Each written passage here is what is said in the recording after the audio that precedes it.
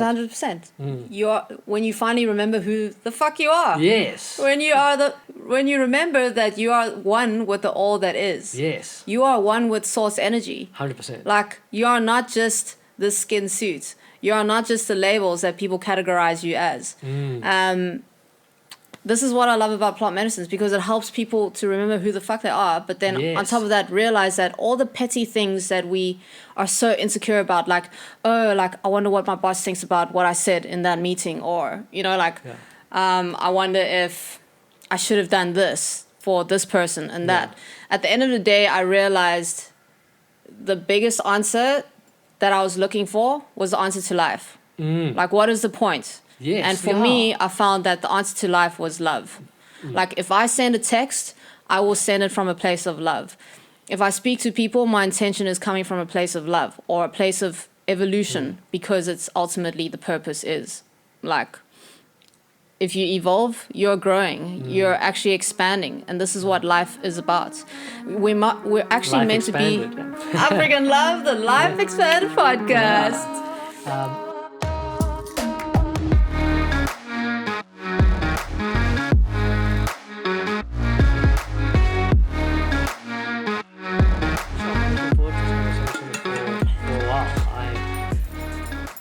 Since the first conversation we had, which was over the weekend, which we'll obviously get into, there's many conversations I've had in my life which have been amazing and profound and insightful, but very few that's actually been an inflection point in my life and set me off on another course. And having that conversation with you that Saturday afternoon was just, it was life-changing, literally, and I'm on a different path now in so many ways.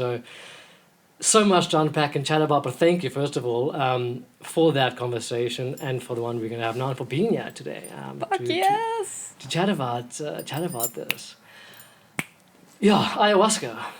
We're gonna delve into a bit of that, and I suppose a whole bunch of things around it. This is a podcast I think I've been a bit kind of nervous for, because it's such a big topic and a lot of stigma around it, stereotypes, all that kind of stuff. But I'm keen to open up and chat a bit about it, the whole ceremony, the weekend, and all of that. Sweet. But I was thinking, before we get into all of that, let's chat a bit about you. And I'm curious, I didn't get to find out too much on the weekend, but a little bit about you and your background and what got you to the point where you were facilitating at an ayahuasca retreat for the weekend and helping hold space, heal, and guide people. Like, what kind of got you there? And tell us a little bit about that. Okay, so I worked in corporate for about 5 years, and that was until 2018, where I was burning myself out, really performing, and I was one of the top performers, but I wasn't happy, and I was always high stress. So I decided, one of my mates told me that his friend was giving mini ibogaine sessions or ceremonies. So I decided, okay, if I get a sign from the universe, a very clear sign, I said, universe, show me a very clear sign, and it has to be a sign of a star. And that night when I met up with this guy, my friend, who introduced me to the ibogaine lady, who she calls herself the ibogaine medicine woman, she was wearing a star around her neck. Oh, wow. And I didn't realize that, and I also didn't tell anyone about the sign that I was looking for. And that was a sign for me to say, okay, right, then I'm ready to do ibogaine as soon as possible. And I did it on the next day, Saturday evening. And then on Saturday, I actually saw the matrix crumble. Like, it opened my eyes. It showed me what life was really about. It showed me that life isn't really about the 9 to 5. It's not about hustling, working hard for money. It showed me these kind of things, but the reason why I wanted to work with plant medicines, I was already curious about ayahuasca, but ibogaine was like a plot twist that rocked up very quickly before ayahuasca. And I always thought it was going to be ayahuasca first, but then it was psilocybin first, and then it was ibogaine. And to me, ibogaine was really, really special. It actually is part of iboga, which is from the DRC, if I remember correctly. Yeah, West Africa. Yeah, West Africa, and it's a bark, African bark. Yeah. But the ibogaine was isolated, the isolated form that I took, and so it was about like an 8-hour journey. But it was a powerful and beautiful journey because it helped me understand, why is it that I no longer love my job? Why is it that I never felt secure in myself? That I needed to prove myself in corporate? Why did I always need recognition, but not just in work, but also in relationships with people and friends and society? I was deeply insecure, and I was always trying to be healthy, but it reached a point where I just felt like, okay, fuck. I'm so tired. So exhausted. You're not in the flow. You just... Yeah, there was a lot of resistance. And that's when I needed that sign, and that's when the plant called me.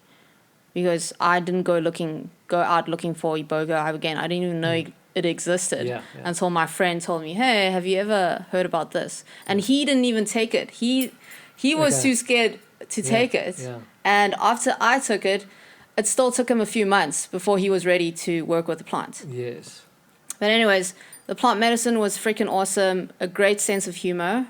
It was almost like a father figure, showing me everything that I needed to see in my life, showing me how everything in my life unfolded the way exactly how it should have to get me to where I am today.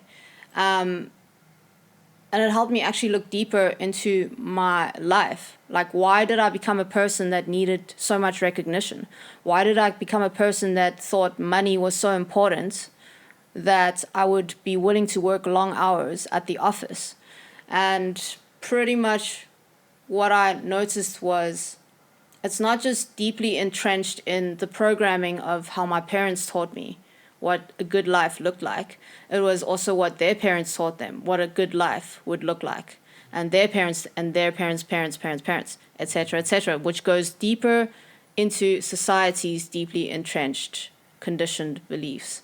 So I grew up in a very difficult childhood because my father was very sexually frustrated. They got married, my parents got married because it looked good for the community and the family members. They didn't really get to know one another on a deep level. So it was quite superficial. So when they got married and started having children and having a family, my dad obviously already saw that, okay, cool, like I can only go as far in terms of a relationship with this person. My mom was very, like, she only finished matric, and the saying ignorance is bliss is a thing. Like, she only knows of that life, and so she'll hold on to it for dear life. The ideal picture of being a mother, a wife, a friend. So in Asian communities, there's also a big thing about the Huang family's reputation or the Zhao family's reputation. Like, every single one of these families have this obligation to project the best side of their families, because shame or vulnerability is not a thing that's you can be proud about, and you should always conceal it. Like, we don't have any problems. Our family is like the best, or our son is excellent at academics, or it was always about portraying your best face to society. In Asian cultures, it was a big thing. Like, it was a sign of royalty to say, okay, our son got like top 1 of academics, etc. So a lot of pressure. It was a lot of pressure for people to either be great academically or great physically in terms of sports, or in terms of chess, or some kind of like something to do with excellence. It was important. So shame, if you were caught to be shameful, your family name would just go down the drain. It would be shameful for generations. It was something like that. That's from my understanding and my upbringing, from my perspective. And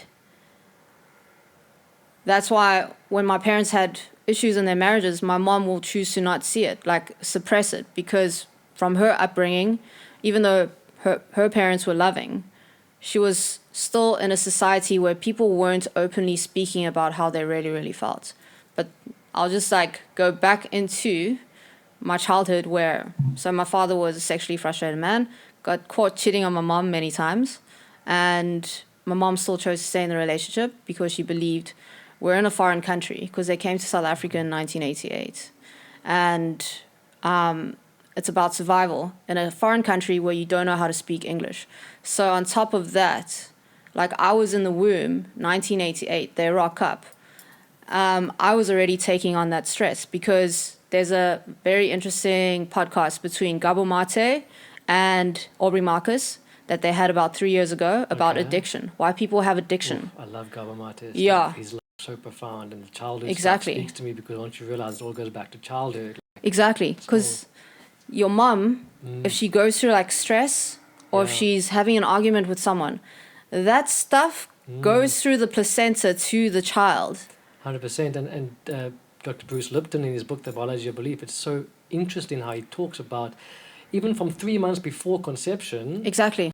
The energies it's affecting that child, and the whole process is conditioning you and putting on this baggage onto you that you come into this world with. So it's so interesting how everything has an effect on us. 100%. That's why they say ancestral healing is work that people do. And this is why the people who have chosen, majority of the people who have chosen to work with plant medicines, you're probably the first or the second in your entire family tree to start working with the psychedelic that actually starts to do the healing work for your entire generation. You're the first. And I feel like I've broken the generational family curse. Exactly. Like I'm out, and it's so liberating. Exactly. Because once you see it's just conditioning on conditioning on conditioning from parents on parents, and because your parents had issues in their childhood, they carried that with them through life, and that affected you as a kid. And the cycle repeats itself until you actually take the time to do the healing. Yeah. And it's hard, but it's hard. liberating. And that's been the biggest thing for me, you chatting about childhood. It's all come back to childhood for me, and it's just been, this last year has been insane. Yeah. But sorry, so you had all those realizations, and then working with the plant medicines, it kind of shifted your life direction. Yeah. And I remember the conversation we had where I sat there and I was like, you were telling me about how after that iboga experience, you knew you had to leave your job and do what you needed to do for your soul, and everything just fell into place for you. So I began on Saturday, and then Sunday I was like, what the fuck, life is amazing. And then Monday I was like, I don't want to go to work. So I took sick leave because I knew I was legally allowed to take one sick leave every 8 weeks. And I'm usually a hard worker, so I was like, let me actually take advantage of what I finally work hard for in corporate for all those hours. So on that Monday when I decided not to rock up at work, there were all these emails and messages from work like asking me for this and that. And I was like, you know what, fuck it. Actually, I'm resigning. So Tuesday I rocked up at work and I just typed out my resignation, but I set my intention with the universe. I said, okay, universe, I'm going to now take a massive risk because I know that this is not my truth. This is not something that my highest self would be doing. My highest self would not be slaving away, working at a job that I'm not passionate about. Like I was good at it. It was performance-based. It almost felt like a game, but it reached a point where it wasn't feeding my soul. And I was interviewing so many different types of people who were doing soul-fulfilling work. And I was like, flip, I would love that as well. But anyways, point is, I just said to the universe, this is my intention.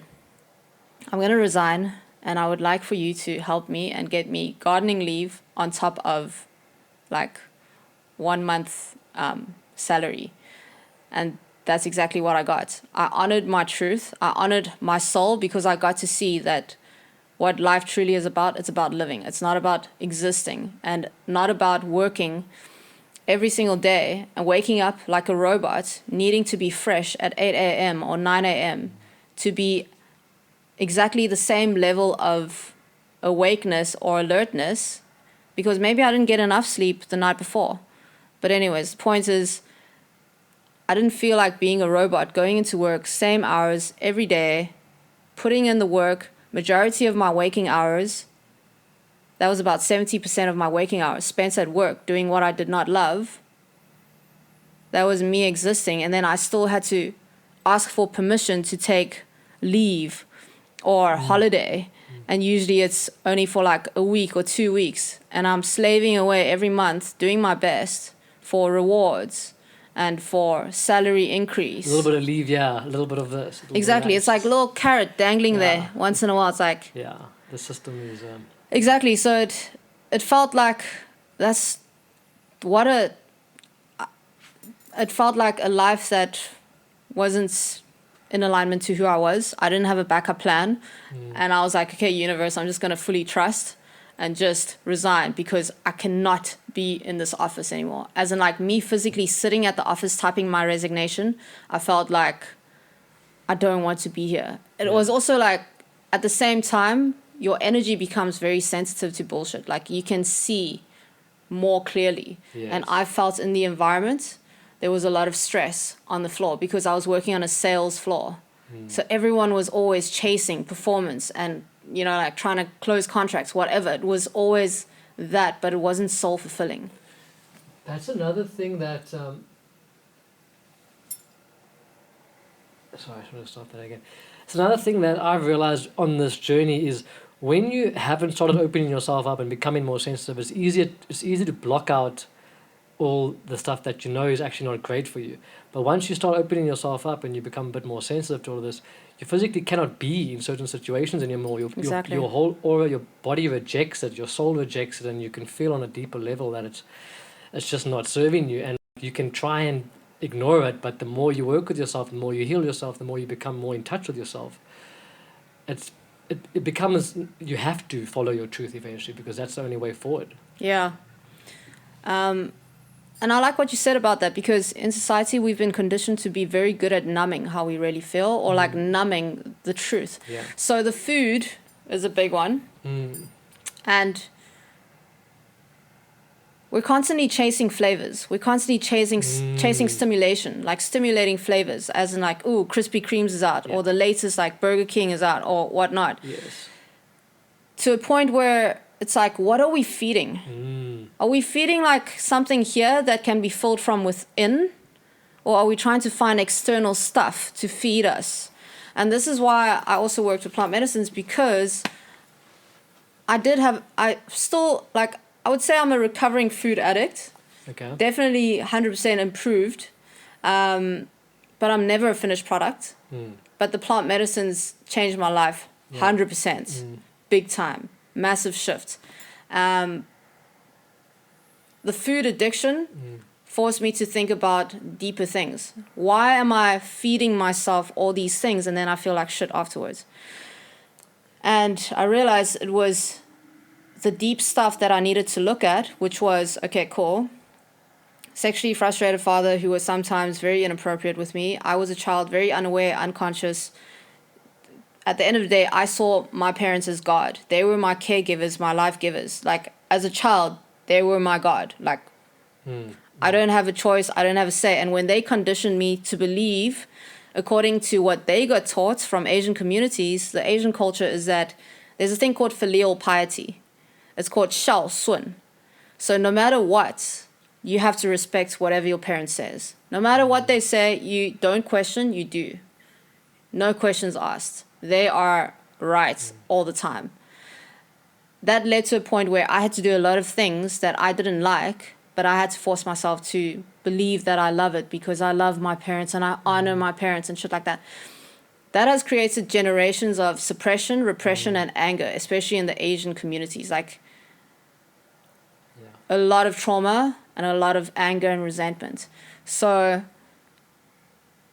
I never felt safe in my home because my dad was verbally abusive. My mom was ignorance is bliss type of lady. So she wants to try and portray this happy family that she has. But in the background, she's not looking at the stuff. And she also doesn't know how to effectively communicate with her children. They're working in an apartheid country. 1988, they rock up. And they got government incentive to start up the textile industry. So fine, government gives you some incentive or subsidy to come here and start up the industry, but now you need to integrate your family into the society where everyone's white supremacist, and Asians are considered less than, but at least they're not further less than on the hierarchy. But it's all that generational stuff that just impacted you without even realizing it's leading to your food issues and all that. 100%, like they're all connected. So this is why consciousness is such a big thing. This is why the people who are the public figures that I follow, Aubrey Marcus, Paul Chek, Drew Canal, Dave Asprey, sometimes I follow him, Tim Ferriss, I used to listen to his podcast all the time. Yeah. A lot of these guys, they do the inner work. They look at their stuff, and it all started from something. Yeah. The day before the ayahuasca retreat, Aubrey Marcus released his ayahuasca trip report. Oh, yeah. And I was like, you know what? I'm going to do this after this because it's not something I would normally want to chat about. But I was like, this is a great conversation to have. Just one before I forget, I wanted to touch on the food stuff, and that's so interesting what you say. I've been into the fasting for a while, and a while ago, as well, the same thing, just always stimulating myself with all kinds of shit. Yeah. Went overseas, I went away, did a bit of a retreat and a fast. It was like a 3.5 day fast, and that was profound. In lockdown, I did a 7-day fast. Nice. And took me to places I've never been before. I think spiritually there's some power in fasting. Yes. Like a lot. And it seems to be a common thread between all the religions, and that there's always an element of fasting. Yes. But even the dieta before ayahuasca, even before my mushroom journey last year, it's like you prepare and you somewhat fast because you can't just stimulate yourself all day long and then expect to then receive when you want to get in touch. I think it's when you come out of a fast and you actually taste food, you actually really appreciate it, and you're like, wow, okay, where did this come from? Instead of just throwing things like down your throat, it really gets you, I suppose, thinking back, subtly more in touch with yourself when you fast or you look at what you're eating. There's a big power in that. It's a big thing. And what you said, there is a prevalence of fasting in many religions. I think actually every possible religion, they all advocate fasting. And with the plant medicines, before you take any plant medicines, before you attend ceremony, it is important to fast because you need to remove obstruction. Yeah. If you truly want this plant medicine to work in your body, you want to make sure your vessel is clean of all the gunk and the stuff that you're clogging your system with, all the distractions, all the obstruction. Clear it out so that if you truly are serious with wanting the work to be done. And if you don't, ayahuasca will clear you out and give you a really horrible... It'll beat you, yeah. And I love what... I think Aubrey Marcus said that, and someone else also said it. Mother ayahuasca gives you what you need, not what you think you need. So a lot of times, and I've also made that mistake before, where I create expectation. This is what I want to see. Yeah. This is what I want clarity on. But then Mother ayahuasca shows me something else. She shows me what I'm supposed to be looking at. Like the first ayahuasca ceremony I had was 2018 October, and what she kept showing me was every single boyfriend, or every single person I've had sex with, or every single person I've had saliva exchange with. Oh, wow. And I was like, I don't want to see this. I want to see like my life path, my purpose on life, and like maybe how do I get rich quick or something. Yeah. Or also how do I get over my addiction and all that jazz. But in hindsight, now I see why. Because that is all connected. Yeah, yeah. It's all connected. Like every single guy that I connected with on a sexual level, that was me linking myself to my deep insecurity. It was the relationship that I never had with my father, and I was trying to get attention from external sources. So my father was a dominant male figure in my life, my mom dominant female, and both of them I would call like they're quite similar to Hitler's because they're very micromanagerial. I was living my life very passively because they told me exactly what I needed to do all the time. Play piano or give them a massage, make them tea, do this, go draw, da-da-da. Very controlled life. I didn't have much of creativity for myself. Yeah, it seems like there's more of a skew towards no balance between the order and chaos of the world. Too much order in that, like too structured. Too much order. You know, and too much of anything can become then, you know, detrimental. Exactly. So it's so interesting. And you mentioned Bruce Lipton, right? And Yeah. Bruce Lipton mentioned how important it is for a child in their early years, early 7 years, as in like from 0 years old to 7 years old, you should not be exposed to deeply analytical subjects like mathematics or, I don't know if he said, something 'cause along you in that theta brainwave state where you're literally just downloading and you need to be creative. Because Yeah. what comes out of children who have been early conditioned to only think about 1 + 1 = 2, then that means, okay, I have no way out in terms of working a 9 to 5 job. I'm only good at being an accountant.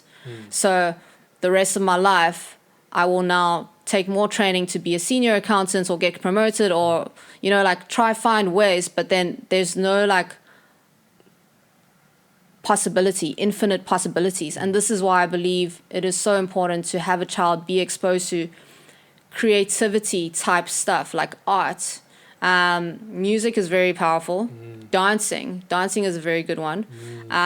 Gymnastics is a little bit perfectionist.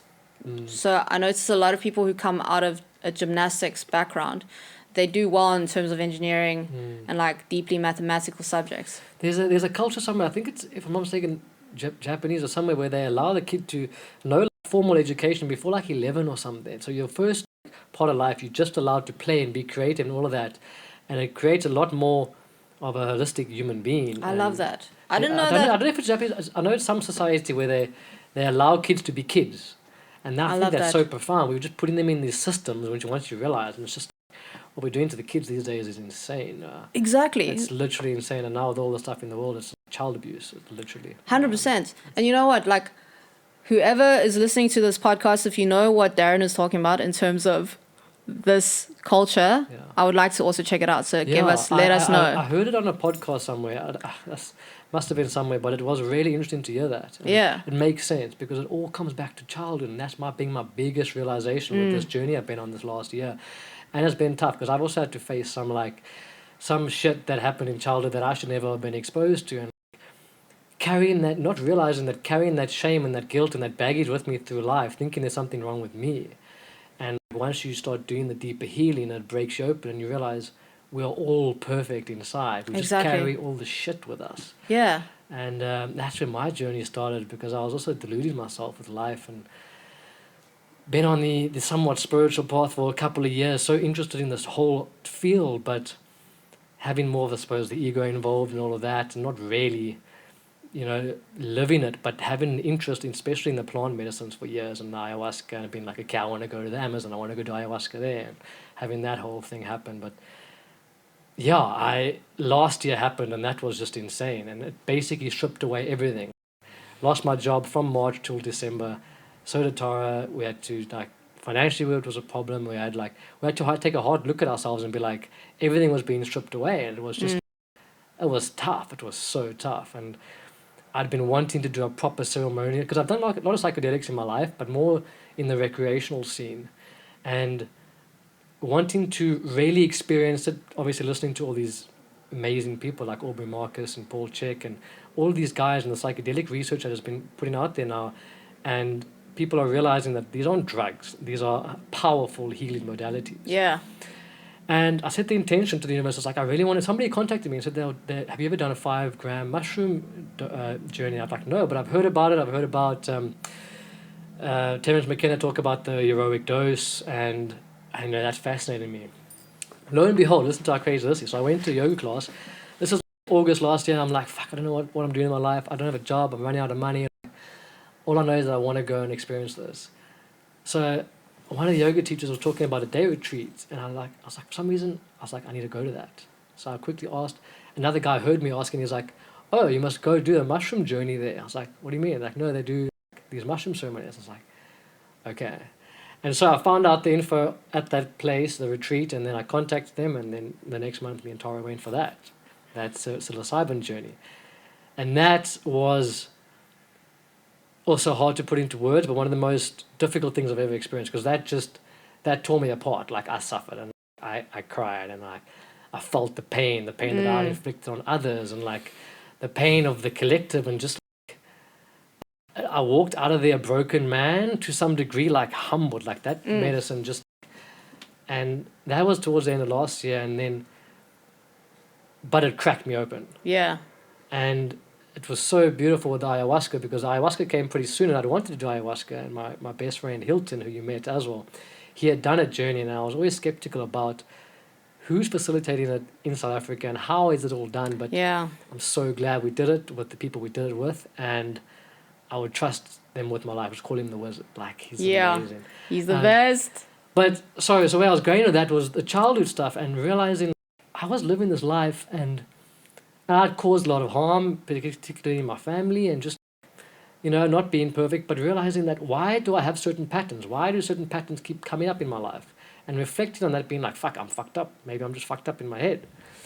But then realizing, going back into childhood and looking at things I never wanted to look at, and sexual things that I was exposed to and I should never have been exposed to as a kid. And having hard conversations. I had to have a very hard conversation with my mother and be like, listen, we need to chat about this, because there's healing that needs to take place here, but I need to confront these things for myself and also for yourself, because I also realized that my parents' upbringing was also had its issues. They were broken, and so unfortunately they did the best that they could, but we also grew up in, parents got divorced at a young age. I was 5 years old and exposed to bad energies and just a lot of shit, and we think it doesn't affect us, but it does. Yeah. And so having to look into that and literally just, it tore me open. And I'll never forget sitting with Tara, and I get called the whole time to watch this documentary Finding Joe. I think I told you about it. Oh, I still need to check it out. Check it out. It's called Finding Joe, about the life of Joseph Campbell, who's like a profound mythologist and just awesome. And I'd seen it twice, and I kept recommending it to people, and so I just sat on the couch one day, and it was 2 weeks before ayahuasca, and I was busy going through, because the ayahuasca ceremony for me started, I suppose, when I committed to doing ayahuasca. It was like, okay, well, now you got to sort out all the shit from the last ceremony that it showed you, and the pain, and because I knew with ayahuasca there was other things I wanted to tackle and not still have the same, I wanted to get to the bottom of what I needed to. Yeah. And I watched that Finding Joe documentary, and from the first word, I bawled that whole documentary. I just released. And Tara just held space for me. It was amazing, but I allowed myself to just release. And it was so powerful, and I got to a point with my family stuff. I'd come to peace with it, and I realized I held no grudges, I'm so happy that I'm on this healing journey. And going into ayahuasca, that was for me. It was, by the time I got to ayahuasca, I was like, phew, it's been rough, but yeah, we are. And it came at the right time in my life. It was so profound. But the childhood stuff I've realized is the biggest factor. It's 100%. It's the biggest thing holding us back in terms of everything. Every pattern you have in life that's not serving you. All the shit in your life. A lot of it can be traced to childhood. And once you realize that it wasn't your fault, and that you are a perfect being inside, you actually are then liberated to then go out and live your truth. 100%. And I like what you said when we had that conversation at the ayahuasca retreat. You mentioned that you also really appreciated Peter Crone's work. Yeah, because he's the architect. Yeah, the mind architect. The mind architect, or architect of mind. And pretty much that's exactly what he said, what you said. We are, before you're born, you are an infinite being, a soul, depending on what other people believe in, but you are perfect. You come into this world perfect. And it's only when labels start getting slapped on, you're black, you're white, your ethnicity is this, you start getting put into boxes. But also what Gabo Mate was speaking about was also interesting, where he said the child actually the child is naturally in a narcissistic state, that he believes that everything is because of him or her. Yeah. So the child is naturally in that state. Yes. 100%. So even though your parents are it's got nothing to do with you, and you are conditioned to believe it's got nothing to do with you, but then you feel that my parents split up. Yes. Surely I did something. What did I do? Something there's a psychological There's a big thing. Dance. I watched that Gabo Mate thing a few days ago, on repeat, because I was trying to really get it into my head, and I still don't think I've got it. But it was, as a child, you need attachment. I mean, that's what children that done studies in the orphanages, if they don't get touched, if they don't get that, they'll die. Yes. So as a child, you need that. And when things go wrong in the family structure, you then, to get that, you'll sacrifice your authenticity to get that. Yeah. So now you've sacrificed being your true nature because perhaps you were being yourself and you got like shunned for it. And then you decided, okay, no, I must behave a certain way to get the love that I need. So you're not true to yourself anymore. And you grow up with that constantly needing to like get other people's approval and the fear of what other people think and how do I behave to get that attachment that we need as children. And there's that whole dance with all of that and how things can go very skewed, and that's where addiction stems from. So that's when you get older and you take heroin or you do these drugs or you get an eating disorder, whatever the addiction is in various forms, it's giving you that same, as a child, that same feeling of, okay, that you were seeking. Something to that effect, but it's really profound stuff. Makes a hell of a lot of sense. All of this stuff for me, the childhood stuff, has just been realizing that and being like, okay, a lot of people don't want to look there. Yeah. Because there is always shit. And there's always that's shit. just life. But check this out, though. I wanted to tell you what you mentioned earlier. In the psilocybin journey I did last year, although it was one of the toughest things I've ever experienced, I also, I died in that experience. I had a death, like a literal death. Like I felt like I was dying, and then I died. But then I woke up, and I woke up to the plane where I was, I don't know how to put it into words without it just taken away from the experience, but like I'd been pulled out of the matrix and I was awake for the first time, and I just lay there and I was like, holy shit, I am an infinite being. I am a soul. Like all that seeking I had done, I'd realized it. Yeah. And I lay there like, oh my God, we operate in this plane and we worry about the stupidest shit. Right. And we're like, oh fuck, vaccines or this, all these things we get none of it matters. Like none of the bullshit matters actually, because this is the realest thing that I've ever experienced, that awakening, like knowing that your soul, there's a higher, I don't know how to put it into words, but it makes 100%. When you finally remember who the fuck you are. Yes. When you remember that you are one with the all that is. Yes. You are one with source energy. 100%. Like you are not just the skin suit. You are not just the labels that people categorize you as. This is what I love about plant medicines, because it helps people to remember who the fuck they are, but then on top of that, realize that all the petty things that we are so insecure about, like, I wonder what my boss thinks about what I said in that meeting, or, I wonder if I should have done this for this person and that. At the end of the day, I realized the biggest answer that I was looking for was the answer to life. Like, what is the point? Yes, and for me, I found that the answer to life was love. Like if I send a text, I will send it from a place of love. If I speak to people, my intention is coming from a place of love or a place of evolution, because it's ultimately the purpose is. Like if you evolve, you're growing, you're actually expanding. And this is what life is about. We're actually meant to be... I freaking love the LifeXpanded podcast. But you're so right. And it sounds cliche, but you have that, you feel, you know it. You have that gnosis, that knowing, that feeling of love, and you can't explain it, and you realize, holy shit. Non-duality. You're in that space of non-duality. And then things will come up, and people will come up, and it's just love. Just give love. Exactly. Like everybody's just, we're all just, as Ram Dass would say, walking each other home. And it's like, we all are broken souls who've been damaged, and it's just all we can do is give love. And it's hard to do that in the normal world, but when you have these experiences, it shows you, and you feel it. You actually feel the love energy, and it's like, holy shit, that is the fucking answer. Yeah. And that's what all the mystics, that's what all these people talk about, that we all misconstrue and create these dogmas around and, twist it, because none of us... I also realize, you got to fully love yourself before you can love others. 100%, because everyone is actually another you. Yeah. Like you are another me. So if I tell you I love you, but I can't even tell myself I love you to the mirror, like look at myself in the mirror and say I love you. If I can't even be serious about how much I love myself, how can you take me seriously when I tell you I love you? If I can't even love me. Yeah. Is it authentic? Is it true? I grappled with that also, even with my relationship with Tara. I love her and she loves me 100%. But I found myself trying to, compensate by buying love or doing things or doing certain things on top of obviously loving her. But we always had these hard conversations in our relationship. It's just flourishing and it's been amazing. But eventually, after that ceremony and before the ayahuasca, I was feeling all of the stuff that I needed to go into the hero's journey. I had to go slay the dragon. Like I had to go and slay that dragon.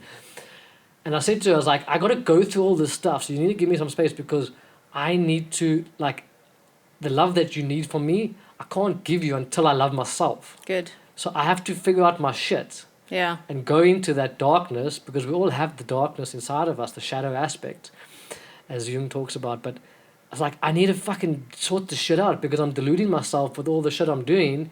But I haven't, like, if I don't truly love myself, I can't love you the way you deserve to be loved. And that's been amazing because I feel like this healing journey, which I'm still on, it's allowing me more and more and more to fucking love myself. And it's like, I can then love other people more. Fuck yes. Like, and it's kiff. So it's really cool. Yeah. Yeah.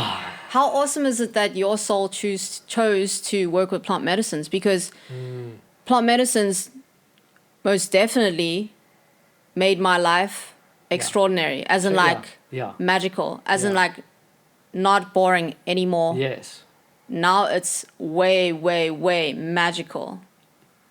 It's not mediocre. No, but it is hard because now you wake up from the illusion of the bullshit around you. Yeah. And then to reintegrate is hard because you look at everything that's going on and you're just like, holy shit. Exactly. This is insane. But you got to play the game on this reality. And it's like, okay. You have these realizations. Life becomes a lot more. What I love is like synergistic, life becomes a lot more. Things happen like synchronicities, and then once you tap into that flow and you start to trust your gut on things, it's like a snowball that then gets better and better and better. But also it gets harder, and there's constant challenges, especially dealing with people. And unfortunately, you can't. It's not your job to help other people. They need to help themselves, and it's been the hardest thing for me to realize because I'm like, fuck, people, wake up! Like, look at the shit that's going on in the world. Like, are you serious? No, and I need to realize that I can't be shouting from this side and they shout. It's like, you know what? It is what it is. I can only focus on healing myself. And the more I've done that, the more the people around me naturally have started healing. So it's like, I feel like if everybody starts to heal themselves and stop trying to heal other people, which I was doing, I'm definitely guilty of that. Trying to heal other people before I've healed myself and tell other people how to live and all this shit. And it's like, no, heal yourself. Guilty, shame, like same, because like 2018 when I came out of my ibogaine journey, I was like, yo, the Matrix is a fucking lie, wake up everybody. And then I was trying to tell my sister, who's like a strong Christian, and my brother, I was like, guys, you need to do ibogaine. Like, you're looking for God, I met God, and God is one with all that is. Like, I'm gonna go to ibogaine in May. So freaking amazing. What's your so we're gonna that's also come across my path, and it's this whole journey has been phenomenal. But I know we could chat all day, Lee. I wanna touch on the ayahuasca weekend with you, just a bit of like a trip report, and like, so I've kind of given a bit of context. Like for me, the journey started last year, and then the previous journey, and then leading up to it, I was like, what do I want from this journey? Like, I wanted to do ayahuasca for years.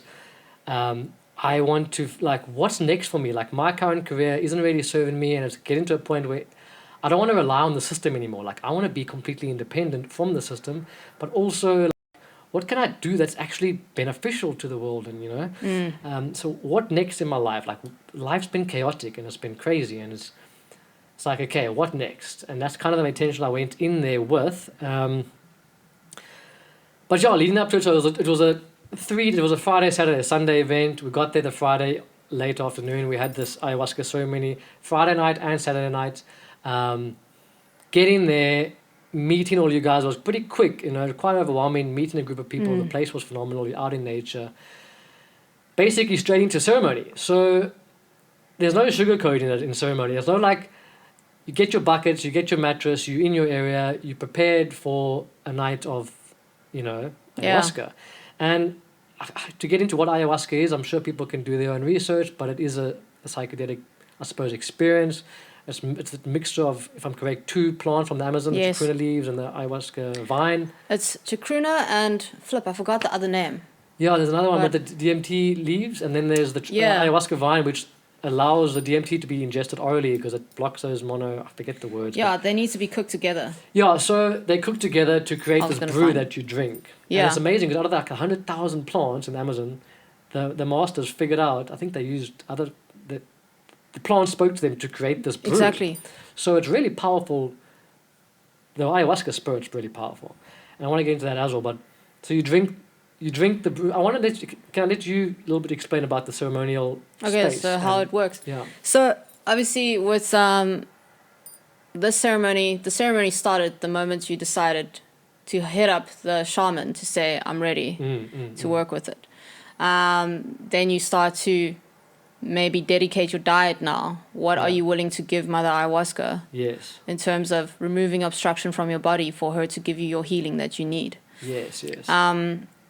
So when you guys arrived, obviously we greeted you guys, warmed you up, showed you where you're going to sleep, lay down your stuff, and then we showed you where the retreat area was. And then I mentally prepared everybody that you're going to make noises or you're going to want to cry. You're going to want to do a lot of things, but be considerate of your neighbor next to you because you could pull them out of a journey. Yeah. You could affect them. So it was important for me to let people know that, hey, the shaman might tell you to keep it down. Yeah, it is your journey, but you've got to be mindful of everybody else's journey. Yeah. And it's an interesting dance because I definitely struggled the first night because the second night was a lot easier, but the first night, because you don't really know the people, everything's a bit new. As much as you know, okay, I want to surrender to the process, it is hard to surrender. But the wizard, the great healer that he is, I can't explain how I trust that man in my life. Johan! He's He's phenomenal. the best. He's trained in the Amazon. He's not just some guy serving ayahuasca. He's channeling the energy. He protects the space like insanely. He's like a wizard. Like, I don't know how else to describe him. And he also knows what he aligns himself with because I've been dealing with some shamans. I've been working with some shamans because I am very curious about different plant medicines. So I've worked with some people who claim to be shamans, and I got to see that they know it's important to integrate your light and darkness. And they keep emphasize the importance of walking in your shadow or like making friends with your shadow, but to a point where they've lost themselves. Okay. They don't know what it is. They know the importance of both light and dark, but they're now lost in that fear-based space of like darkness. Yes. And a lot of times I know what you put inside your body also plays a role. The food is a big thing. Your environment, the products that you use on your skin, the cleaning products. Yes. Seriously, like when I say deeply entrenched programming, it's this, people. Like, look at the ingredients of your dishwasher. Sunlight. Yeah. Look at the soap. Yeah. What is it? The one... Even the stuff you wash your clothes with, that chemical powders, I've realized it's causing me skin problems. Exactly. It gets so deep, all this shit. Exactly. It's poisoned at every angle. And like, exactly. And it's stressing the human body. When your body is constantly under stress, how can you feel your infinite self? How can you think clearly when your body's trying to fight all the poisons and stress? Constantly. And when you're eating stuff that you think are healthy, look at the ingredients of your protein shake, people. Look at the ingredients of a Woolies healthy wrap. Yeah. Look at the ingredients. Yeah. Is it just like 3 ingredients, or is it like a bunch of other things you can't even pronounce, like maltodextrin? Yeah, that's the worst shit. That's the worst shit. And then like, if you want to dig deeper, it's like it's laced with pesticides and herbicides and fungicides. It's like all those pretty perfect looking vegetables. Yeah. They are sick foods. They're killing us. And they are stressing the body furthermore. And it's like squeezing the brain size or the hypothalamus gland in your seating power. The place where it helps you with willpower and also help get you out of survival mode. Help you see clearly. Help you rationalize life. Yeah. It's all connected. It's so simple. It can be overwhelming because once you start to have these realizations, you realize that there's so many factors at play here that's affecting us. It's overwhelming. And no wonder people are severely sick in the world in every conceivable way. And it's like a battle with this, let's just wait for a vaccine to cure us. I'm like, no.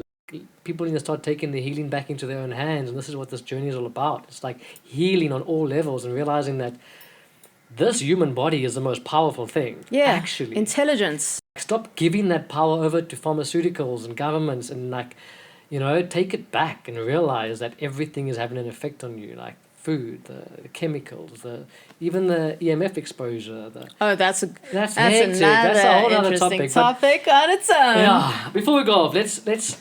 I think we should have a part 1 and part 2. Yeah, we're definitely gonna have a part 2 of this for sure.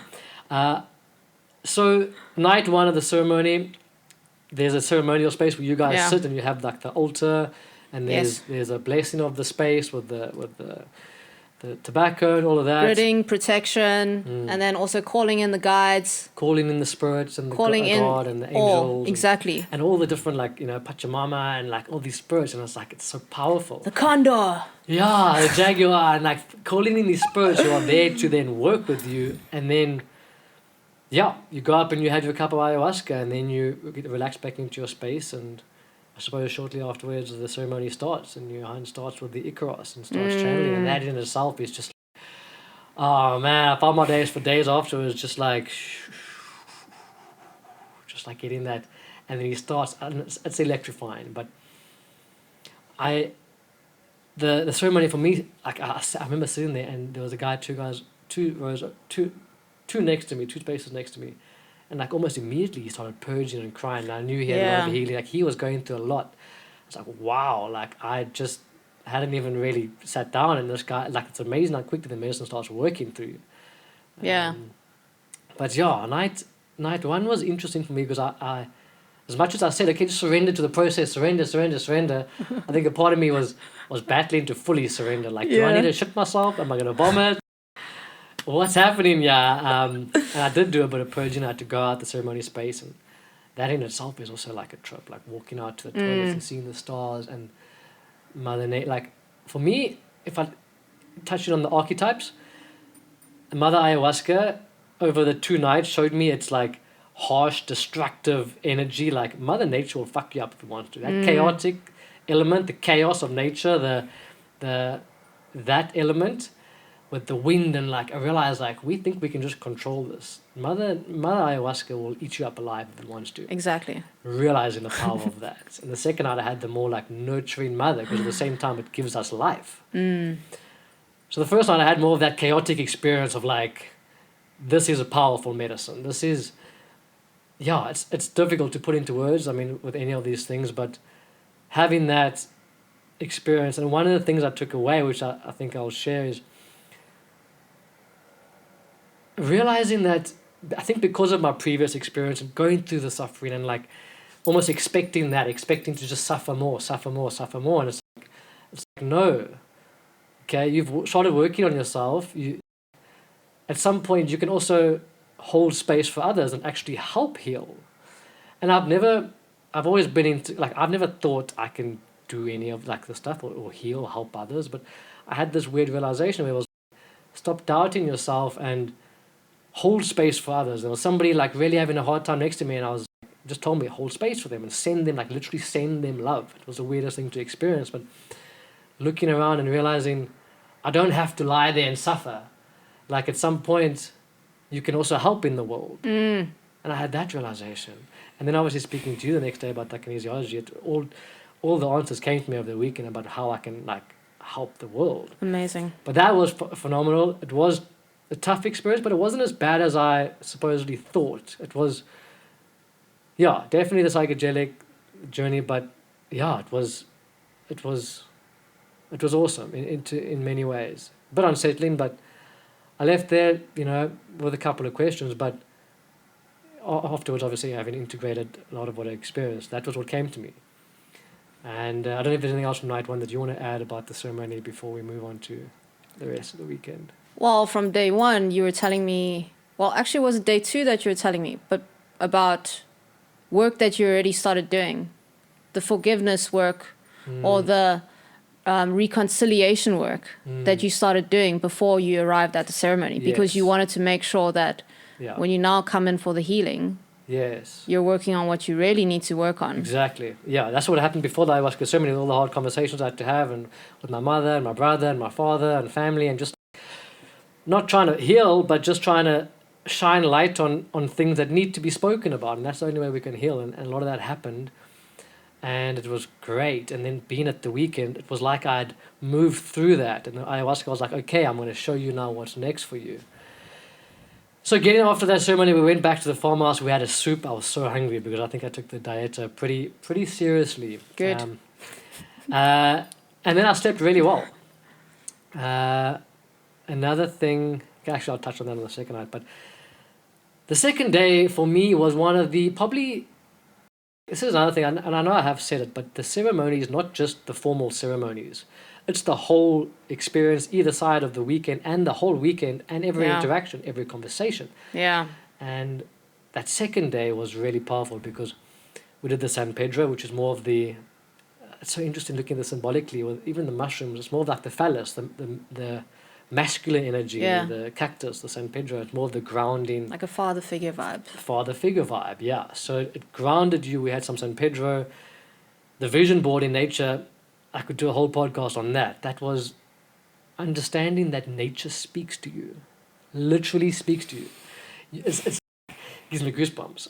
I got messages from nature that with that exercise, and I'll just briefly explain it. Or I don't know if you want to explain, I suppose, but what I understand of it, you create like a vision board in nature. So you go out into nature, you spend some time with yourself, and you create a vision board in nature with some of the elements, like some leaves or whatever. You create a space, and then you put into that space, you might go find a flower that means something to you, maybe a relationship you want to heal, or something you want to manifest in your life, abundance in something, or clarity on this, or healing in this. And certain things will stick out to you, and you'll put them into your vision board, and you'll create what you want to manifest in your life. And wow, that was a powerful experience. I mean, that experience itself was just, pretty personal, but interesting. There was just one thing, for instance, I'll touch on. There was, like, my dad, he's old and he's suffering in his own way, but he's also lived his life, and like I always worry about him. I'm constantly stressed about him. How can I help him? And I came across like a leaf that was kind of like dying, but it was obviously still alive, but it had no much life energy in it. So that came to me like, that's your dad. Like I wanted to manifest more life for him, like more life energy. So as I was walking back to the vision board, the flies would like irritate me, and like as I try to hit the flies away, I hit it out of my hand. And I was like, wow. It was like, stop. It's not like, let it go. And I've been telling myself I need to let it go. It's not my job to like, and it was just like so powerful. I was like, everything that happened, like people can laugh at that and be like, oh, whatever, you know. But when you know this, like how it's speaking to you, I still put it in and I still put the energy, but I realized, let it go. Let go of trying to control that situation. Exactly. And there was a couple of other things that had, like by the end of the weekend had moved, and some of the things had completely disappeared. And it was like, okay, but a pill to swallow. I know I wanted to do that, but that's not serving me. That connected to that, and the breakthroughs I had from that alone was just insane. Like, amazing. Yeah, fucking cool. Like, so kiff. And then the conversations, that's what I'm chatting about as well. That day was just basically spending the day in nature, after that chatting to people. And that's where I had the conversation with you. And I was like, wow. We started chatting about the kinesiology and all these things. And that's something that I've had an interest in for years. And I did a course a while ago. And I had this realization when I was chatting to you, because you were just like, it was like I was speaking to, I don't know how to explain it. It was just one of those conversations. I think all the conversations were like that, but you'll obviously remember the conversation. It was very significant. Yeah, it was significant. It was one of the important teachers. It was good. Yeah. I needed to have that conversation with you. It was quite good. And you reassured me. I still have doubts about myself, and we all have doubts about ourselves, and that's just the nature of life. But you reassured me that I have the power to go out and do this and heal and help with kinesiology and then all these other branches. And it's like, everybody has the power to do it once they realize they can do it. But it is a journey, and it's a healing journey and all the rest. But I left there like, oh my word, like I'm actually going to go and do because I need something like that I can do, and it just came to me so clearly, and I'm busy now studying it already. And everything's just, when you're in the flow, it comes to you, and once you realize. So just leaving that weekend without the ayahuasca was phenomenal, because that direction came to me. And so going into the second ceremony, I was ready for the second ceremony, because I could have left after that conversation, and all the conversations with all the people, and hearing about other people's experiences, and just being so completely raw and vulnerable with people, and realizing like all the superficial bullshit conversations we have is just, it's not fulfilling our soul. And that's Yeah. one of the beautiful things about these retreats is you get to sit with people who are all on their own journeys. But to have those conversations, everybody's healing because I'm offering something to you, you're offering to somebody else. Everybody's like, every conversation was a lesson. Yeah. How crazy is this? I phoned my dad just to check up on him because I always just check up on him. And I just wanted to take a space just to quickly check in, see if he's okay, and then get plugged back in. So I phoned him, and he was telling me about how they were fixing the brakes on the car, on somebody else's car. Yeah. But when they went to fix the brakes, their brakes failed. So they had to use those spares to fix their car first before they could help others. I just left there like, oh wow. Okay, so fix yourself first before you can fix others. And I was like, oh my God, everything is a message this weekend. And it was profound, the conversation with Kif, and like life-changing. It was one of the craziest days where I got to the next ceremony. Like, I could have left and been completely fulfilled with that weekend. But yeah, I don't know if there's anything else you want to add from that second day, how important that is, or what. I mean, there was something, the message that kept coming up was the fact that you said self-love is important, working on yourself is important. Yeah. And that saying, who was it that said that? Was it Rumi or someone else? But I stand to be corrected. But that saying, be the change that you want to see in the world.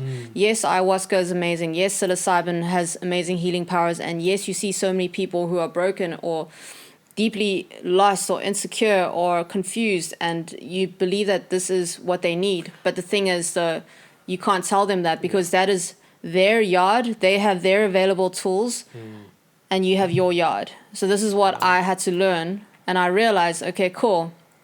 The only thing that I can do, and Ram Dass also says that the only thing that I can do for you is to work on me. The only thing that you can do for me is to work on me, work on yourself. And I also noticed that the teachers that are evolved, very spiritually awakened, they have a big thing about non-attachment. Yeah. And what I realized with this whole coronavirus thing, if it is your time to go, if it's my time to go, then I'll go. If it's not my time to go and I'm meant to be here, I'm going to be here. And I realized with the whole attachment thing, like you said, you're holding onto your dad's like symbolic leaf, and you wanted to put it on your like your manifestation, like sand painting, and the universe like let it go.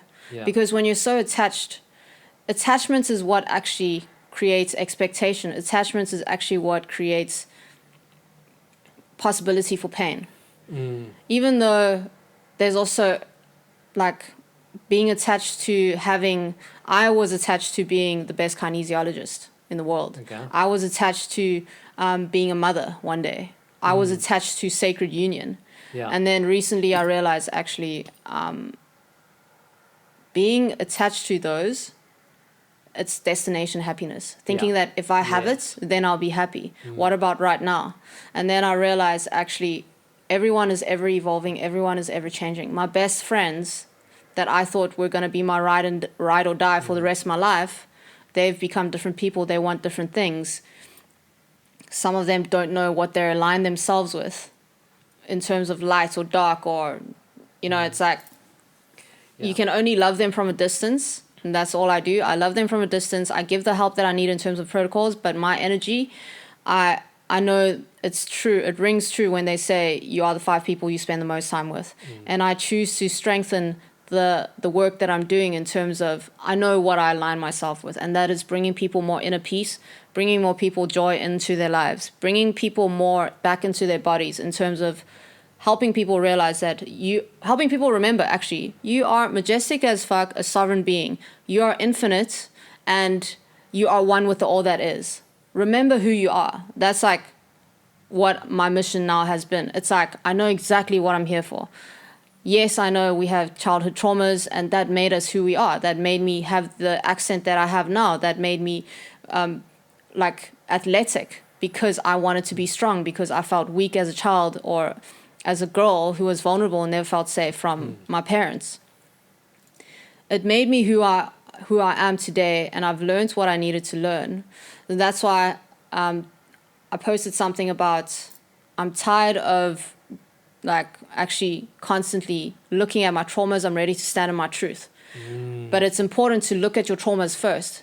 But it's important to now know when are you ready to ascend and ready to sit in your fucking throne of sovereignty.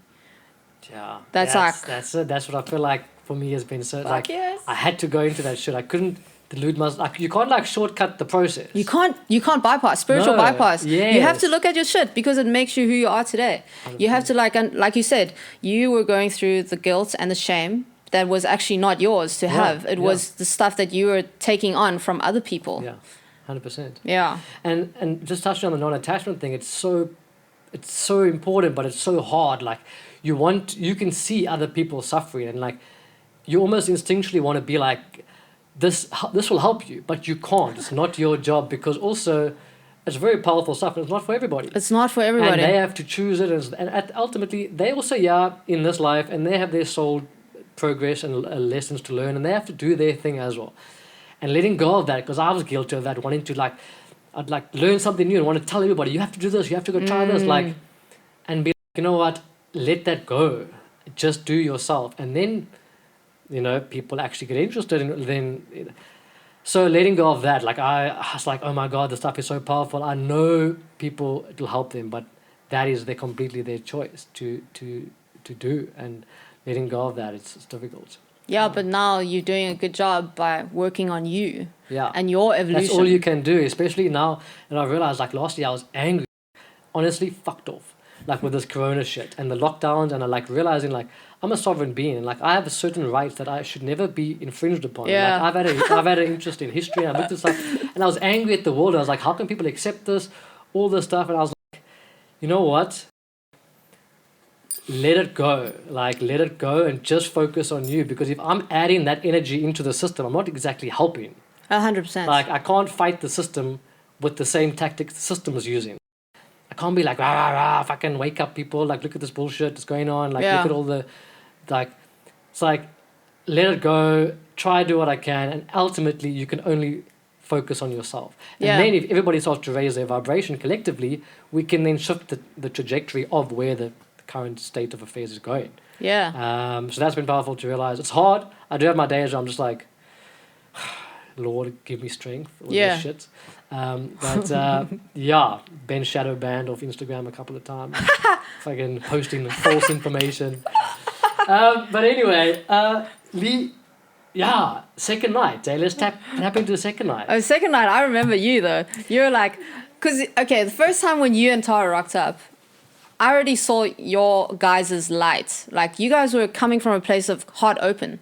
That's what I already picked up. I was like, they've been doing something right. I already picked that up.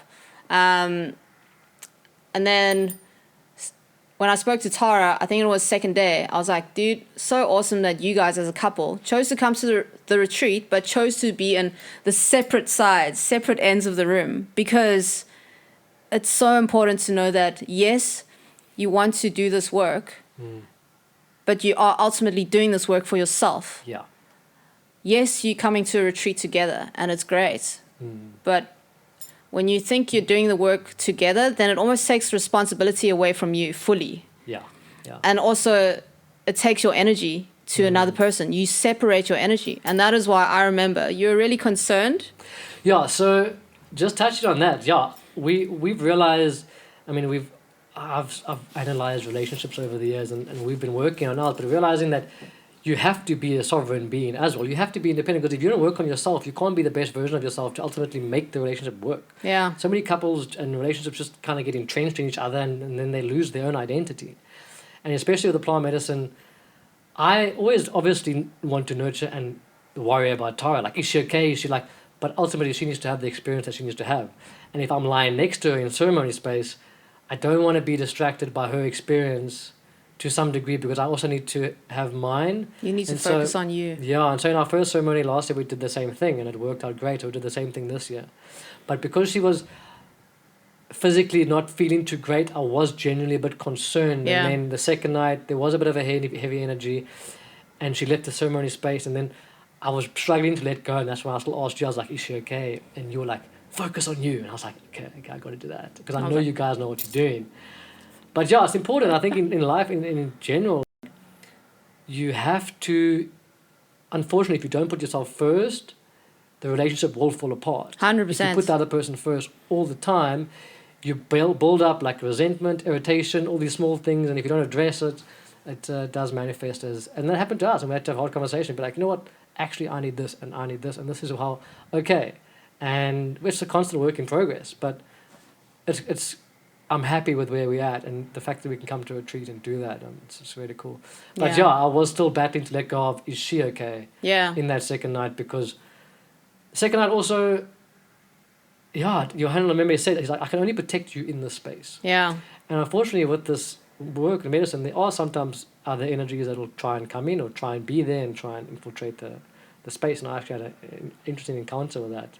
Ooh. Second night, let me just try to break it down. So we went to the ceremony again, and sorry, before I forget, let me just quickly start this one. Oh, was I not supposed to move? No, it's all good. Can I use the bathroom? Do it. Let's also need the toilet. Let's go to the toilet. Let's have a bathroom break quickly, and then we'll be back. Second night, I was worried about Tara. It's amazing. Johan, like when he speaks to you, it's almost like the message comes through for you. He channels. And I went up for my second cup. I said to him, "Is like, how is Tara?" He obviously completely ignored what I said, and he was like, go into the darkness. Don't be afraid of the darkness. Yeah. And I was like, okay. And I realized, stop being afraid of that. At the end of the day, we also are light beings, and if we are in our truth and we're resonating, sovereign beings, like they actually can't attack us. They can't hurt us. And I left ceremony space because I had to purge 3 times that night. Like I don't know where it was coming from, but I was. So I walked out, and immediately, like as I walked around the corner, I could see like a darkness sitting there on the fence, or like it was like, and I was like, ooh, like. But as I came around, Martine was standing there, and she was like holding the space by the bathroom, and she's like powerful. I was like, oh, thank God. But I was also, you know what? It is what it is, and like, I'm love. Like I'm loving awareness. Like I am that, and. I was still scared, but I was like, I can approach the darkness and not be completely petrified of it. Like, we can hold our own in that space. And so I did sense a bit of a darkness outside that space. And it's interesting that Johan said to us, I can only protect you in this space. Yeah. And that's why being in ceremonial space is important, because he's working with the spirits. He's keeping you safe. And I was looking out the window, and I was watching the moon, and the things I was seeing was insane. But I watched a figure form out of the clouds and like look at me, like sneer at me, and I was like, you can't get me. Like, I was like, it's cool, like you can't get to me. Like it was insane. The moon grew out of nothing. There was no moon there, and it just grew into like a bright moon, and it was the craziest things to watch. And people can put that by as an hallucinogenic experience, but it definitely wasn't. What I was seeing was the realest thing I've ever seen. Yeah. I saw a door appear at the end from where I was. There was like that heater there. Yeah. In the wall. And I was like, I wonder what's going to come out that door. How crazy is this? Okay. So I was sitting up and I'm watching Johan like healing. So I'm looking at this door in the wall, and I'm like, I wonder what's going to come out of there. The next thing, Johan, like he has this like wizard suit on with his like pipe. The next thing the way he stood at the perfect place, he came out of there and he was like blowing his flute, and I was like, holy shit, like what am I, like my consciousness is interacting with this field of whatever it is. It's hard to explain, but you see beyond the veil. Yeah, see beyond the veil, yeah. And I was watching him because Tara was battling with, she had some definitely some darker magic put on her, and Johan obviously sensed that, and he sat in front of her singing Icarus at her. And I just watched that, and it was the most powerful thing to watch. It was really like, watching the space, looking around, having these experiences, like seeing the energies and the spirits and all that, and just, again, having a profound experience of, powerful. So it was a super powerful night as well. Yeah. And then your journey though, interesting your encounter, because sometimes those can be your guides. Yeah, that was the main thing. I think I was worried. I should have been more in my own space, but I also did have that sense of, I don't know how to put into words, of like everything will be okay. Yeah. Like Mother Nature, like nurturing, like we are so powerful. We're so powerful. Like once we realize that, and I know this is weird, but I was like blowing love. I was like, like, and it's like, you can do that. You can like send love to people. And I Fuck was yes. like, I was sending love to people in my life who needed it. And I was like, you can do that. And I was just like, Yeah. I was like almost dancing like Eric Godzi talks about it. Because I listened to that podcast before and he was like, yes, you want to surrender. But then you also like, ayahuasca also wants you to dance with it. Like, Yeah. interact with that level of consciousness and play with the metaphysical realm of that. And I was kind of, I suppose, dancing a bit with that and playing with like looking and seeing things and, the energies and witnessing things and having a lot of downloads, which I'm still busy figuring out. But like I wasn't scared of it anymore. Like, oh my God, I need to lie here and surrender and just let it happen to me. It's like, okay, I can also interact with it and help. And then another thing came to me was like, you can help heal and help send good energy. And yeah, so that was night 2 and powerful. Yeah, it was a lot. But because also you're quite tired as well. Your body's drained. You're doing 2 nights of, you're not really sleeping much. So physically as well, afterwards we had some more food, some soup, and like just nourished ourselves, went to bed, and it was a bit harder to sleep the second night. But yeah, it was.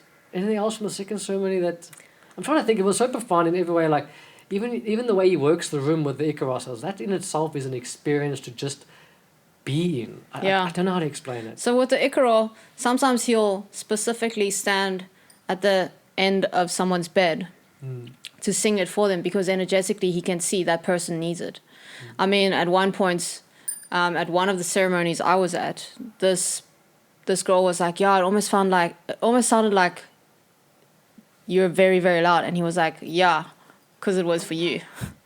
So like with the Johan's Icaro and with the Shibipo, it's known that they will specifically tune into the frequencies to see where it's needed for the Icaro to be sung. Or like he will specifically go to whoever where he sees like there's more that needs to be worked on. Yeah, I could sense that. He knows what he's doing. Like, it's so... Just to watch him work is phenomenal. It is next level. It's so next level. Yeah, it's powerful. That weekend left me like... It was life-changing, to say the least. It was like... Leaving there, I had so much clarity on so many things and... confident that everything's going to be okay. Like, I was worried about the uncertainty of all this shit. It's like, we're all going to be okay. Everything's going to be okay. Everything's going to be okay. And like, once you get into that flow of life and you start trusting your higher self, it will guide you to the best possible things for you. But also the reintegration is difficult because you open yourself up, and Tara struggled with a bit of... Speaking of integration, we should speak about that. Yeah, let's speak about that before we end Very off. fucking Let's important. chat about that. And yeah, let's speak about the reintegration. What else you want to put out there before we end off? Got about another 10-15 minutes, and then cool. We'll definitely have to do a part 2. But let's talk about the reintegration. Leaving something like that is probably hard because now you have to go back into the matrix. Exactly. And what did they say? If you want to heal, you can't go back to the place where you had the disease or you had the suffering from or where it started. So yes, you needed to step away, but now you're going back into society. Now what things are you going to put in place to help yourself now make the changes? Because it's easy to go to a ceremony, but the real work actually comes after the ceremony. After the ceremony, what are the steps that you are willing to take to basically implement from the teachings that you have learned? Like, what have you learned from the ceremony? And what are you prepared to do now? And some of the steps can be fucking difficult, like actually confronting people that came up in your ceremony that you are meant to be speaking up about. Because when you don't speak how you truly feel about certain things, you withhold your truth. When you don't speak your truth, you withhold it, and it energetically makes it fester in your body, and it becomes poison. And kinesiology helps people understand that you don't heal what you don't reveal, and also when you suppress, it festers. And this is why it's important to speak up, and that becomes medicine. On top of that, when you speak up, you set your boundaries. You show the person how you choose to be loved. You show the person, it's almost like training a dog. You need to train the dog. you need to train human beings on how to be your companion on planet Earth. Like, this is how I like to be treated, and if you can't, then it's okay. We don't have to be friends or whatever. Yeah, setting those boundaries is a big thing. Boundaries is a big thing. And your words are magic. You casting spells with your words. And Exactly. it sounds so like woo-woo, but it's a big thing. It's such a big thing, and I've noticed myself saying things that will then manifest because I'm just using words like nonchalantly, but it's power in what you speak. Words you are powerful. Manifest and all of that, and yeah. Words of vibration. Yeah. And when you start to know that, you realize you actually are the wizard or the shaman of your life, and you have power on controlling aspects of your life in terms of your well-being. So when you intend for well-being and joy, because ultimately that is our birthright. Yeah. Our birthright on planet Earth is to enjoy heaven on earth. The different flavors, different locations, Mother Nature, people, pleasure, whatever, like passion, etc., art. Yes. But people forget who they are, and then planet Earth became a little bit of a dark place. Yeah. So now I'm going to get to the integration quick, but like with regards to the whole being on planet Earth, your birthright, people don't know that they have control over their reality. They think they need to respond to what reality throws at them. This is why I really like the book John Kehoe, 21st Century, Mind Power into the 21st Century. That started my journey, just to segue quick. My whole spiritual path started by going to a seminar on mind power by Robin Banks, who taught John Kehoe stuff. I was like 21 and I heard on the radio there's a mind power thing. I was like, something felt me called to this. And one of my favorite books, which I've read countless times, at one point it was like my Bible, was The Quantum Warrior, The Future of the Mind. Oh, I haven't read that one yet. John Kehoe's. That changed my life. John Kehoe's I used to great. reread it, and that's the one book I suppose I've gifted the most. Nice. John Kehoe changed my life in terms of mind power and vibrations and all that stuff. 100%. Yeah. Because people think, because him and Deepak Chopra, they said human beings have about 60,000 thoughts every day running through their minds, and majority of it is critical, self-critical. It's because society makes you think you need to be perfect, or you need to hit this score, or you need to be accomplished in this task, or what have you done, busy. But now you can choose to create your environment, choose your inner environment, like tend to your inner garden. So either tend to your inner garden or neglect it with negative critical words and grow weeds. Like, the critical words aren't truth. And who was it? Was it Henry Ford that said that? Stand to be corrected once again, but he said, whether you think you can or you think you can't, you're right. So you get to choose your story. Yeah. Do you want to be able to accomplish this? And Joe Dispenza also said, if you can see yourself having a life that you want, that version of you already exists somewhere in the quantum field. You just need to match the frequency of that you. So that's why he says meditation, because you get into the high alpha or low theta states, and then you match the emotion and you become that you, and then the universe just starts opening up doors. That's a whole other conversation. Just in time, it doesn't exist. So the future, Exactly. the present, the past, it's all already happened. So with John Kehoe's advanced stuff, he talks about this is really going out there, and people like, but you can call on your future self to help you, and then but then you have to in your future self give back to you. Like, you have like It's you can symbiosis. The game starts to become really interesting once you start tapping into the power of all of this stuff. So integration. Let's cover that, because it's as much of an experience as this is that will be life changing. It also can be one of the toughest things you go through. Yeah, 100%. And that's what you need. Unfortunately, everybody has Most what they need. important. Yeah. But then going back into the real world, it is tough, because I found even for like a week, you can't just go into a restaurant, because energies. It's like you've stripped everything off, and you feel everything. Baby. You're like a new baby that's sensitive to energies, people, situations, and that makes you more want to, like you said earlier, just be very specific about how you spend your time with, and is it adding value to your life or not, because it all becomes about energy eventually. 100%. Yeah. So I'll start with food, because food is the biggest one. You have the control. You have your hand and your mouth. So you get to decide what you put inside your stomachs. And a lot of the times, people don't see the importance of putting organic foods, pesticide-free, herbicide foods, and all that. But we spoke about that earlier, where we said, when you're stressing your body out, how can you psychically protect yourself energetically? Yeah. So the intention is to constantly help you feel psychically protected and grounded. And this is why in terms of like veganism, vegetarianism, like listen to the podcast of Paul Saladino, Dr. Paul Saladino with Paul Chek or Ben Greenfield, and you'll soon understand why we're meant to have a symbiotic relationship with man, with land and animal. Like the people who seriously need to psychically protect themselves and feel not grounded, understand that it's the organ meats that I'll get you back, and the meats, and it's the high quality meats. It's not the ones that are sick meats but look perfect on the shelves of big retailers like Woolworths, Spar, and all that. It's the ones where it's grass-fed, antibiotic-free, growth hormone-free, and they don't cost an arm and a leg. They're actually so much more cheaper. When you look at the organ meats, hardly anyone wants to eat it, but meanwhile, they are the most nutrient-dense parts of the animal. When the predator goes for the prey, he eats the prey from the inside out. He goes for the valuable commodity first.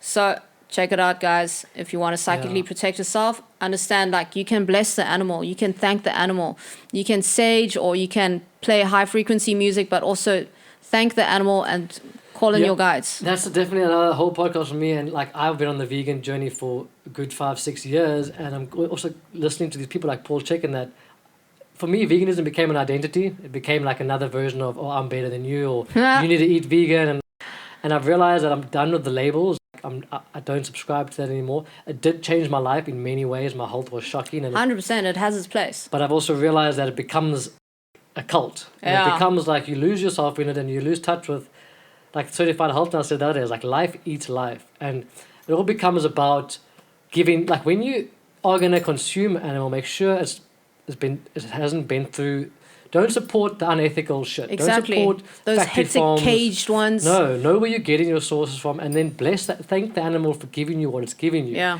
Because at the end of the day, it's a cycle, and just be able to be more conscious and aware of how you consume. We've started consuming bone broth now, just to add that in. And I would like to, at some point, once a week, start ingesting good quality meat. So that's been a big one for me, because I've been the vegan for years, and it's like, ooh, now I'm going to step out of that. But it's like a label that I'm kind of done with. And it served me. It made me aware of the food system. It woke me up to all the bullshit surrounding that. And it was part of my journey. But yeah, I'm very fascinated about all the people I looked up to, like you mentioned, Paul Chek, Obi Marcus, all these guys, none of them are vegans, and there's a reason why. And the way that they consume the animal, it has to be done very specifically. And I'm with that. And I've given that up, that, I suppose, part of me up. Yeah, and I mean, like, if the vegans and vegetarians choose to think that people who eat animals are killers, think about this. If you truly believe, if you are conscious enough, then you know that all things on earth are alive. And Paul Chek had a podcast where he spoke about how there was a test using a polygraph test, or a lie detector test, and they were testing with eggs. So they would put the boiling water on, and then they would put one egg in, and then they would proceed to get the second egg, and then when they were moving it closer to the boiling water, the lie detector test went up, showing that all things are conscious. So that means the plants are conscious too. Yeah. This is why when they say... Yeah, they've done tests with that, yeah. Exactly. So like everything is energy. And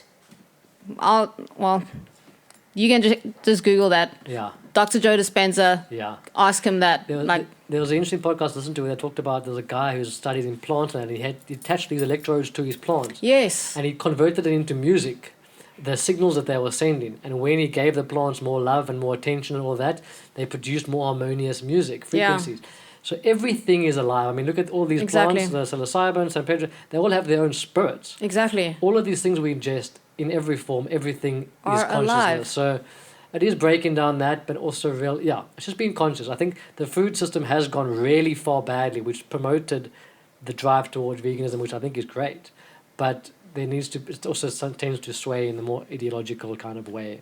Yeah, because now they're speaking about creating fake meat. I mean, people, and it's a shit ton of ingredients, and they're also not organic. They're also laden with pesticides and herbicides. But anyways, point is, check out the documentary Kiss the Ground. So first step after ayahuasca is to ground yourself, psychically protect yourself, because you went through a journey where you pretty much opened up your entire chakra system for downloads to receive. You opened yourself up, and also your dieta made you also very open, right? So that's why integration is so important. It's like, message your shaman, and now I've created this whole integration circle that I'm doing in nature. So I'm going to do it at either Clifton Beach, or I'm going to do it in like one of the forests. I want to be involved. Yeah, and I want to show people how to get back into your bodies. So getting back into your bodies can also be movement. So I love integrating Tai Chi with dance. Okay. So this is what I'm bringing into, where it's like I'll have music playing, and then I'll show people how to move with your body in slow and controlled ways. And then you'll start to feel the chi build up. And I mean, this is why people know about Bruce Lee. Yeah. That punch that was so significant, but it was only an inch. Because his chi is so fucking powerful. It's dragon chi. And every single person has the capability of having that chi if they start to get in touch with their bodies and obviously strip away the cuck foods, and you can start that journey. And this is why psychically protect yourself and your dragon chi becomes stronger. Feed your body what your dragon chi needs. So organ meats 100%, because I mean, plants, think about it. Animals, when they sense danger, they can run away. Plants, if they've been constantly chewed at, they've been constantly cut off or sat on or grazed on, whatever, they only have one defense mechanism, and that's to change their flavor. And I think Dr. Paul Saladino calls that phytotoxins, because they change their flavor and that becomes a poisonous flavor. That becomes toxic. So ultimately, plants don't always want to be eaten. Not all plants want to be eaten. So that's why he says broccoli and kale don't love you back. They're not really your friends. But another conversation for another day. But pretty much, I have not had vegetables as a staple for more than 8 months. And on this carnivore lifestyle, it's like, it sounds extremist, but I don't take supplements. I only eat the nutrient-dense foods that I now 100% know don't have any other ingredients, that I steam, or I boil, or I slow cook. And it's in these organ meats: kidney, liver, heart, whatever it is you can get your hands on, which I'm blessed to have that supplier that has a good relationship with these ethical farmers that have a symbiotic relationship with the animals and with the plants, and are ethical and super woke and one of the most intelligent people I know. It's because they feed their bodies and their brains the right stuff. Yeah. So the food is a big one. Then it's movement, getting in touch with your body. So kinesiology is really good. But now I also notice that there are a bunch of people who claim to be healers, but these people haven't looked at their own stuff, or these people aren't even clear with what they align themselves with. It's becoming very commercialized. It's like people are now taking advantage with this whole light worker vibe, because now they're getting on the train. I'm a light worker, so you should trust me. Yeah. People have discernment. Everybody's a spiritual teacher now, and it's like, be careful who you trust. Be careful who you trust. Have discernment. Yes, and speak to people and do your research, and like before you, because you can get thrown more off the path by having a really bad experience. And Obi Marker talks about it with his partner from before who had a terrible experience and came back like, fuck consciousness. So be careful, because there's a lot of people out there having ceremonies now. Know who you're working with. Know who you're working with. Like, if you truly want to do the work, don't just go into ceremony with anyone. There are consequences, as in terms of your integration, leaving ceremony. Like, also during ceremony, I have heard of many traumatic stories, but point is, just ask the right people for the right connections, and then have patience. If it's like meant to be for you, it will be for you. It'll cross your path. That's another thing. I've wanted to do ayahuasca for years, and eventually it came across my path when I only needed it at that point. So it'll come to you also when it don't try to force it. If you're interested, the signs will come there. Somebody will tell you about a ceremony or a date. It'll happen. If it's meant to be for you, it'll happen. So don't try to force it. And integration, big thing is self-love. So are you truly loving yourself and honoring yourself by speaking to people about how you truly feel when they don't make you feel comfortable in certain situations? Are you truly loving yourself enough to speak up for yourself, to stand up for yourself? That's also a big thing. Self-love is the biggest teacher out of all the plant medicine journeys. It's like, you need to learn to love yourself. Because when your cup can run over, like overflow with love, then you can distribute that love to others.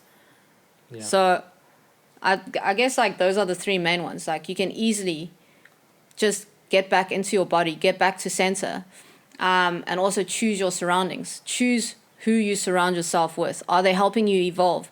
Are they in alignment to what you want to do with your life, or in alignment with light or good, or maybe whatever your intention is? Like, no judgment. I wish you the best. So integration. And you might think, I don't really know who's. Your soul knows. You can Your feel soul vibes. knows. Exactly. You It's can like feel it. the soul knows what the soul wants. Heart resonance. It's like you naturally resonate with certain people. Conversations naturally just click. Yes. Some people hear you differently compared to other people. Yeah. Like some people you don't even need to say much and they hear everything you mean by just 3 words. 100%. Yeah. So integration, very important. Obviously, time and nature. But Time in nature's a big one, eh? the body, though, the body is always number one. Like this vessel of yours is your soulmate, is your best friend. Learning about your body, understanding what makes your body goes weak, what makes your body strong, what harnesses the chi and strengthens it. That is mission number one. Yeah, because you can't heal if your body is not. You have to get your body right. Exactly, because your right. body gets you from A to B, and also if you're not feeding your body the right stuff, how can you think right? Yeah. And then function in society when your mind is your most precious commodity in terms of mind power manifestation in the quantum field.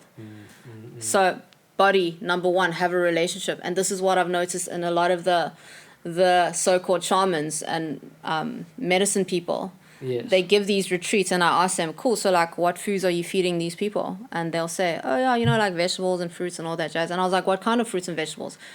Like from supermarket. I was like, is it organic and pesticide free? And they're like, no, because I don't look at those labels because those are quite like those are minor details. My frequency is so high, blah blah blah. But why is it that the top performers, like the best of shamans who are the best wizards that I know of, that could cast the most powerful spells on their food, still choose to eat high quality, organic, pesticide free, herbicide free, growth hormone free, antibiotic free foods? Why do they still prioritize that? And they are leaders internationally. As in, I don't see these local shamans matching their frequency at all. And I also don't see them looking ripped and shredded, because they all look ripped and shredded and grounded and powerful and spiritually evolved and filled with love, remembering who the fuck they are. That's the thing, actions speak louder than words as well. Like, if I look at people like Aubrey Marcus, Paul Chek, If I help all these people, you can see they're physically embodying what they're talking about. You can't not look the part. If you can't not look the part, right? If somebody's looking unhealthy, but they wanted to be a personal trainer, like, I'm not going to listen to you. Like, you're not going to trust the fat personal trainer. No. So it's like, you have to see that they are authentic. Exactly, and living their truth. That's what I loved about Johan. Like, he's so raw and authentic that, like, if you too sensitive, you might be offended by him. But that's because he doesn't try and put up this facade of like, exactly, he's exactly who he is, and that's it. He speaks the truth. He tells you exactly what you need to hear, and it might not be what you like. He's like Mother Ayahuasca. Tough love. Boom. Yeah. She gives you what you think, what you need, not what you think you need. Yeah. That's it. 100%. Okay, so integration, body. Integration. Nature. People around you, energies. That's a big thing. Psychic protection. So this is where kinesiology comes in. Yeah, so I'm so excited while I'm busy learning. Yeah, so well done on you signing up for kinesiology. Yeah, so Tara's very lucky to have you too. I actually worked with her just starting off with the Energizer Goal Balance because she was feeding it. I Good. Worked with the neurovasculars and did the whole thing. And nice. Just from the BKP 102. And I was like, basics, but I've just started. So I'm keen. I want to get qualified and I want to help people. So Good. There's so much power in that because with, like you said, the So body, much the muscles, your body will tell you exactly what's wrong, where the imbalance is. 100%. And this is what I've noticed. Kinesiology, precious healing tool that you're going to now have. Yeah, I'm excited. And when you seek for assistance from a kinesiologist, also choose someone who you can see they look like they are healthy and vibrant. Don't look for someone, though there are some healers who are very chubby, and I don't know, I question that, because at the end of the day, it's like I look at these leaders and I look at these people who are truly authentic and sovereign beings, are true fucking truly connected to the all that is. I can see it. It radiates from the inside out, and it also reflects in their success and their big fat following. And how their life just happens like naturally. They're not forcing all these things. They are just in it, and you can That's the see thing. that. And that's what I could see with you when I spoke to you. I was like, that's why I need to speak to Lih, and I could see what you're doing, and it's cool. It's really That's so cool. Thank you very much. Yeah. So I know we're going to end up soon because my battery on there is going to run out. So technically we're limited. But I've realized also it's about community. Community is a big thing, and having good people around you. And like with this journey, I've been meeting people like you and more people slowly but surely. And you start to build a tribe of good fucking people. Yeah. And that just makes your life. And that's why like I'm excited for the future. I'm excited to have you in my life and in our life, and with what you're doing in the future, I want to be involved with, and I want to do another podcast for sure because we could chat for days. So we'll lots of definitely gold in there. a lot of opportunities, collaborations. I think it's where it's at, and once you build that community, fuck the system, because you can then rely on each other to help each other. Exactly. And that's how things work. So that's the most important. Yeah. It's the community, and that's why I told Johan I'm going to start now doing the big integration circle gatherings in Cape Town. Sure. And then he says, great, then now he's going to start expanding to Drakensberg, Joburg, all that. And before we end up, anything else people want to find out what you do or how you can help, or if you have anything that you want to offer people, where can they find you? What can they, or... Well, you can find me on Instagram at Shaman Lih. So I'll put it in the show notes. In the show notes. Okay. Yeah. Shaman Lih. And then you can just look at my newsfeed. Okay, Kif. Because the intention is inner peace. Yeah. And then if you're keen to join on, like, maybe if we do our tribe circle meetings as an integration, or, you know, like creating music and doing dance Tai Chi, I'm going to start doing that. I'm there. Yeah. I can't wait. Excited. Fuck yeah. Because the tribe is starting now. It is. And people, I can say, the energy is cool. People are gravitating towards each other and helping each other evolve, especially during this time, because I feel like as much as there is darkness in the world, there's equally light busy happening. And 100%. But if you also think about it on a big picture point of view, if we believe in the all that is, which is God, which is omnipresence, omniscience, omnipotence, if God is everything, God is also coronavirus. God is also, and some people might Gates. get, God is Bill Gates. So love on him. Just send him love. Just send these people that you think are devious, send them love, because that's what they don't like, but also that's what they need. The more love you send them, the more they actually become what we need them to be. But the more hate you send them, you're feeding that negativity, and they're like fucking soaking it all up to make more shit worse. But anyways, if you think about it, some people might be upset with this. My sister might be upset with this, but God is also Eve. God is also the snake. God is also the snake that gave Eve the apple. God was also the apple. God is everything. You can't have good without the bad. You have to have the dualistic nature of... And that's the hardest thing once you step back. It's like, if we didn't have all this shit in the world, we wouldn't be able to thrive, because you wouldn't have something to... You need contrast. You need contrast. And that's why God created the devil, because... If you can't observe yourself and you are the all that is, how can you enjoy yourself? It's like an infinite game. That's why I love Paul Chek's podcast, because he digs deeper. He's like, what you're looking for is looking. Yeah. Like, contrast is what we need. Like, if you didn't know what you didn't like, how are you supposed to be pushed towards what you really desire? Yeah, it's all... We're in this form because, like Paul Chek says, God is the all that is. That he can't have this experience of me, you. You need the contrast to have this experience of life, but also recognizing that we are that divine being allows us to play the game, I suppose, better. Exactly. It's a game. Yeah. It's all a cosmic giggle, guys. Lih, thank you so much. This has been fucking awesome. And thank you. Oh, man, I'm going to go to bed a happy man tonight. This has been a good conversation. Thanks. Yeah. Awesome. That's it. That's a wrap. Thanks. Done. Peace and love, everybody. Yeah.